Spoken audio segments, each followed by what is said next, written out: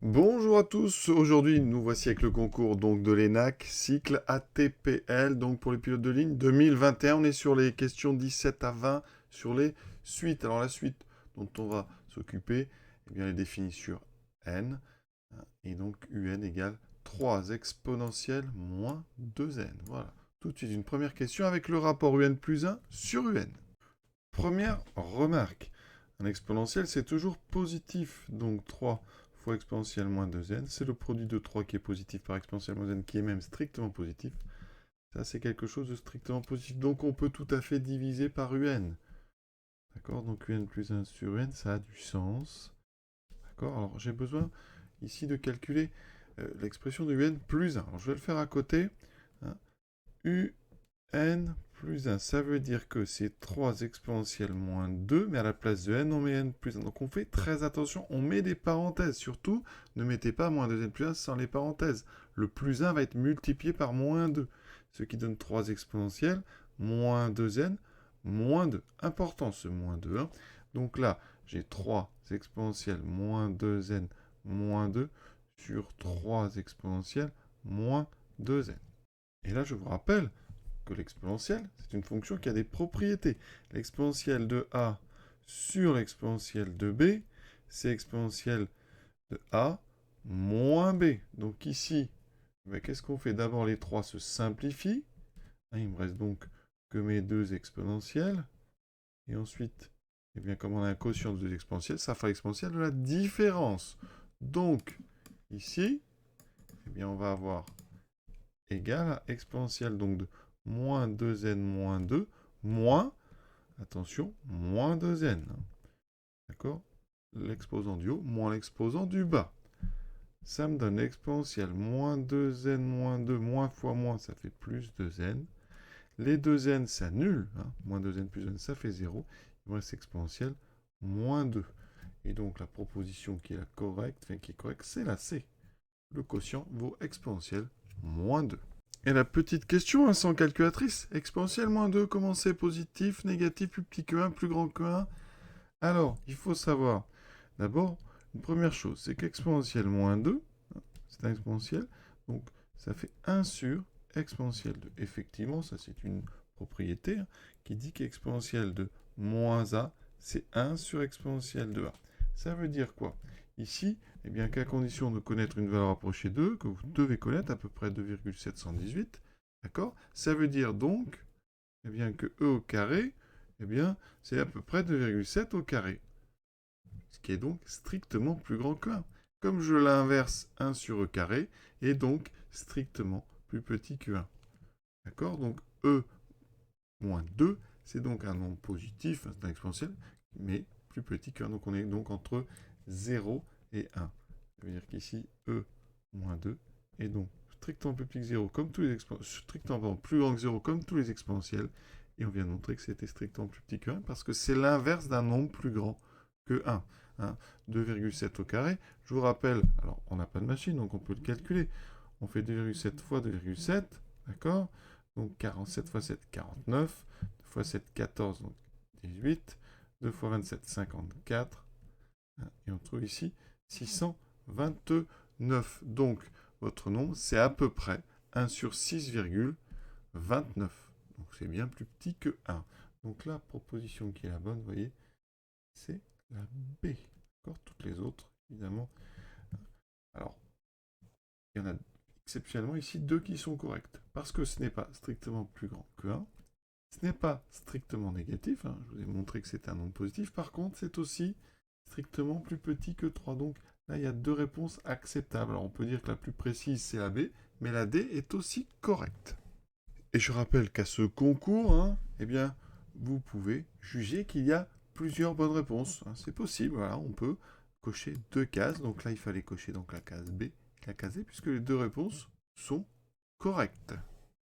La question 19, donc, peut-on en déduire que la suite est géométrique, arithmétique, et quel est son sens de variation? Alors, hein, on a montré que, donc, un plus 1 sur un était toujours égal à e moins 2.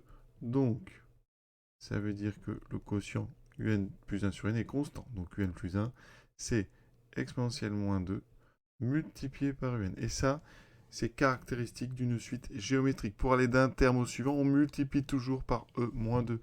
Donc, ça veut dire qu'un est géométrique de raison q est égal à e moins 2. Et donc, je rappelle que q, on a montré que c'était strictement entre 0 et 1. On a donc une suite géométrique à terme positif. Ici, je vous ai fait le calcul. Le premier terme, vous voyez, c'est 3. Et à chaque fois, vous allez multiplier par e moins 2, puissance moins 2.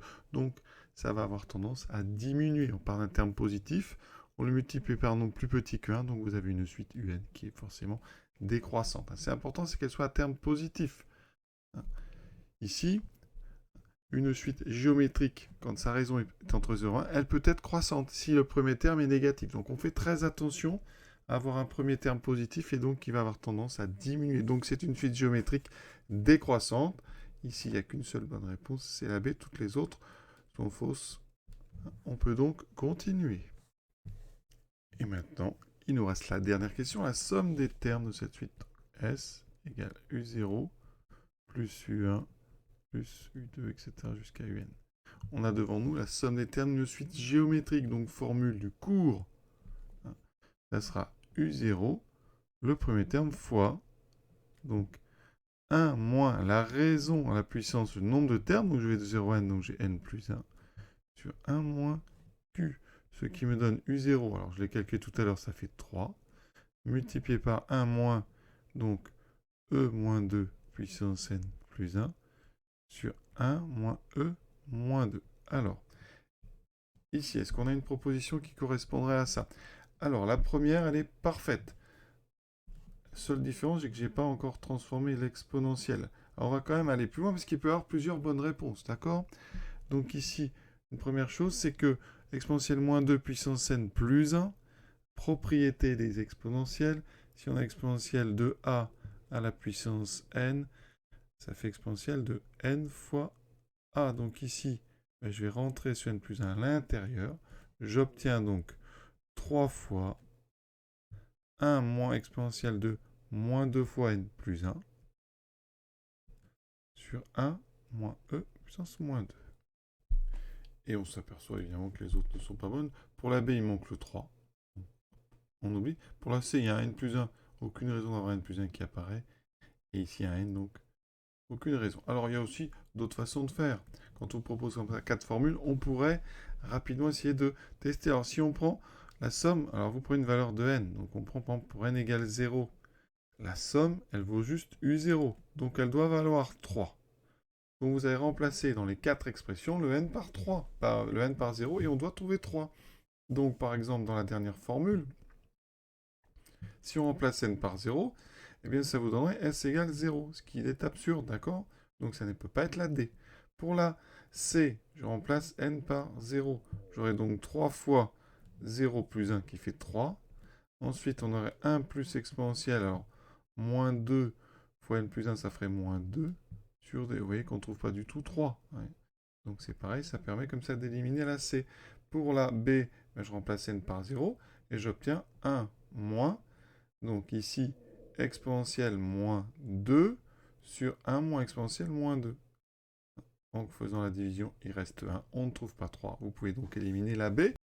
Pour la a, en remplaçant n par 0, ça marche. Alors, ce n'est pas une preuve. Ce n'est pas parce que ça marche pour 0 que la formule est bonne. Par contre, cette façon de faire en faisant des tests, ça vous permet d'éliminer un certain nombre de réponses. Donc après, eh bien, vous avez une prise de risque parce qu'il peut ne pas y avoir de bonnes réponses, vous savez, dans ce concours. Donc, vous avez éliminé B, C, D. Voilà. Est-ce que la A est correcte? En tout cas, pour n égale 0, ça marche. Voilà. Exercice donc terminé. J'espère avoir été complet. Ce que je peux vous rappeler sur cette dernière partie, c'est que ça, c'est donc la formule pour les sommes des termes d'une suite géométrique. Si vous avez les sommes des termes d'une suite arithmétique, la formule est différente. Somme de suite, donc de termes de suite arithmétique, eh bien, la formule, c'est le nombre de termes fois la moyenne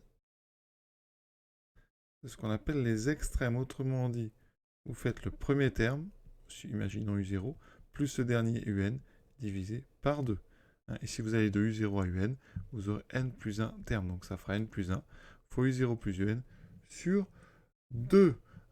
Et voilà pourquoi on vous proposait certainement ici des propositions avec des n plus 1, avec des sur 2.